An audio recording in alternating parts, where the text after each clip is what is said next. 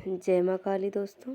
माँ काली का आशीर्वाद और माँ विंध्यवासिनी की कृपा आप सब पर हमेशा बनी रहे।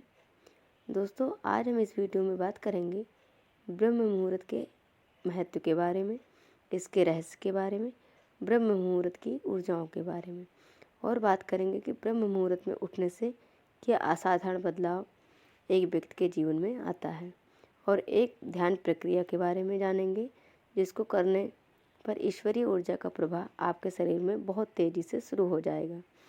ब्रह्म मुहूर्त अर्थात एक ऐसा समय जो दिव्यता से भरपूर है, दैवीय शक्तियों से पूर्ण है। ब्रह्म अर्थात ईश्वर की अनंत ऊर्जाएं, मुहूर्त अर्थात शुभ संकेत। सूर्योदय से लगभग 1-1.5 घंटे पहले को जो ब्रह्म मुहूर्त कहा जाता है। ब्रह्म मुहूर्त एक ऐसा समय है जो दिव्य ऊर्जाओं से भरपूर है। इस समय ब्रह्मांड में फैली हुई जितनी भी शक्तियाँ होती हैं वो सकारात्मक होती हैं और फलदायी होती हैं। वातावरण शुद्ध होता है, शांत होता है और प्रकृति पूर्णतः चैतन्य होती है। हर तरह के तनाव और नकारात्मकता से रहित ये समय होता है। सबसे ज़्यादा दैवीय ऊर्जाएं इसी समय सक्रिय होती हैं। इसीलिए इस समय की गई पूजा, साधना, ध्यान ज़्यादा फलदायी होती है। देखिए दोस्तों, जब हम ध्यान करते हैं तो अपने अंदर की सभी ऊर्जा को, अपने अंदर की शक्ति के स्तर को बहुत आगे ले जाते हैं।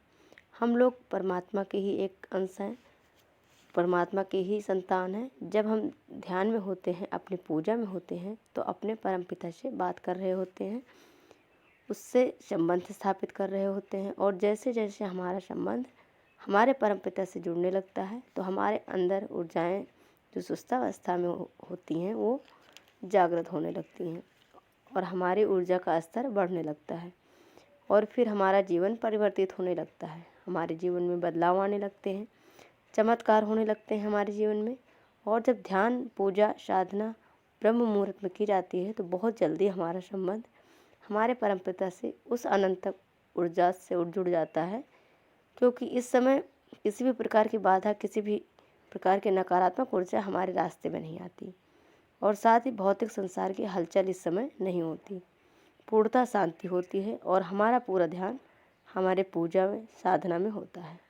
और हम अगर रोज़ नियमित इससे करते हैं तो हमारे सभी चक्र सक्रिय हो जाते हैं, पूरी तरह से संतुलित हो जाते हैं, ऊर्जा युक्त हो जाते हैं। हमारा आभा मंडल विकसित होने लगता है, बहुत प्रभावशाली हो जाता है, और हमारे आकर्षण में वृद्धि होती है। चेतना का स्तर भी कई गुना बढ़ जाता है और हमारे कार्यों में बहुत ज़्यादा सफलता मिलती है। तो हम संकल्प लेते हैं, जो सोचते हैं वो पूर्ण होता है, और यही चमत्कार होता है कि एक साधारण व्यक्ति असाधारण बन जाता है। दोस्तों, कोई भी कार्य जो ब्रह्म मुहूर्त में किया जाता है उसमें सफलता कई गुना ज़्यादा मिलती है। अगर कोई स्टूडेंट, कोई भी विद्यार्थी अपनी पढ़ाई इस समय करता है तो उससे बहुत जल्दी सब समझ में भी आ जाता है और बहुत जल्दी सब याद हो जाता है, और बौद्धिक क्षमता बहुत ज़्यादा विकसित होती है। और सबसे महत्वपूर्ण बात कि इस समय ईश्वरीय ऊर्जाएं सबसे ज़्यादा सक्रिय होती हैं, तो ईश्वरीय संकेत भी इसी समय सबसे ज़्यादा मिलते हैं। यदि हम इस समय ध्यान में, साधना में होते हैं और ये जो दैवीय संकेत मिलते हैं ये ध्यान के समय हमारे विचार में प्रकट हो सकते हैं, हमारे आसपास हलचल के रूप में महसूस होने लगते हैं, जो हमें बताते हैं कि ईश्वरीय कृपा हम पर है। और ये जो संकेत हैं वो हमें रास्ता दिखाते हैं, हमारी मदद करते हैं और हमें हमारी समस्याओं से बाहर निकालते हैं। और अब दोस्तों बात करते हैं कि ध्यान प्रक्रिया के बारे में। जो ब्रह्म मुहूर्त में थोड़ी देर ही करते हैं तो आपकी ऊर्जा का स्तर कई गुना बढ़ जाता है और दैवीय ऊर्जाएं आपके शरीर में कई गुना तेज़ी से प्रभावित होने लगती हैं, यानी कि बहुत तेज़ी से प्रवेश करने लगती हैं। दोस्तों, अगर हम बात करें तो ईश्वर से संबंध स्थापित करने के बहुत तरीके हैं। साधना है, ध्यान है, पूजा है। इसके अलावा ब्रह्म मुहूर्त में थोड़ी देर मौन रहकर आप ईश्वर का ध्यान करें। मंत्र जाप की ज़रूरत नहीं है। इस समय ब्रह्म मुहूर्त में जो वातावरण होता है वो भी मौन रहता है और ध्यान भी मौन रहने की एक प्रक्रिया होती है। तो ब्रह्म मुहूर्त में मौन रहकर, बैठकर अपने सांसों की गति पर आप ध्यान रखें। इस प्रक्रिया को अच्छे से समझें कि अपने सांसों की गति पर ध्यान देना है, पूरक, रीचक और कुंभक की प्रक्रिया पर ध्यान देना है। पूरक अर्थात सांस को अंदर खींचना, रीचक अर्थात सांसों को छोड़ना और कुंभक अर्थात सांस को रोकना। इस प्रक्रिया पर आपको कुछ समय के लिए ध्यान देना है। इन्हें श्वासों की प्रक्रिया है और इस प्रक्रिया को कैसे करना है,